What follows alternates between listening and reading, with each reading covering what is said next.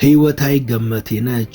እንኳን ነገን ከደቂቃዎች በኋላ ሊፈጠር የሚችለውን እንኳን መተንበይ ያስቸግራል። በሕይወት ጥረት ብቻ ዕጣ ፈንታ ሁሌ አይስተካከልም። ግንባርና ዕድልም ወሳኝ ናቸውና የእሷ ደግሞ ይለያል። የሞቀ ትዳር ነበራት። ባለቤቷ ሰራተኛቸውን አፍቅሮ ጥሪቷን አሟጦ ተፋቱ። ከዛ አሜሪካ ሄዳ ጥራ ግራ ሰርታ መልቲ ሚሊዮነር ሆነች። የራሷንም ድርጅት ከፈተች። ረብጣ ሚሊዮን ዶላሮች፣ ቅንጡ አፓርታማና ውድ መኪኖችም ነበሯት። ከዛ ግን ነገሮች በሙሉ ተገለባበጡ።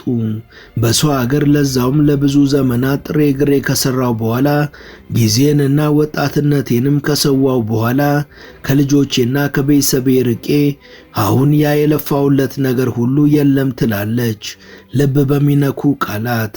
ይህች ሴት ጤናዋ ሲታወክ ሀገሬ ላይ ልስራ ብላ ወደ ሀገሯ ተመለሰች። እዛም ተመልሳ ግን ባመነቻት ሰው ተከዳች። ኡበርም ትሰራ ነበር። ዳሩ ምን ዋጋ አለው? Life is unpredictable, they said.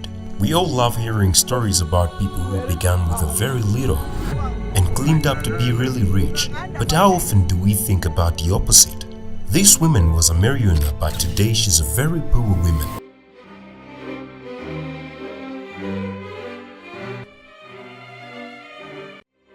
ሙሉ ታሪኩን በመሿለኪያ ቲዩብ ያገኙታል።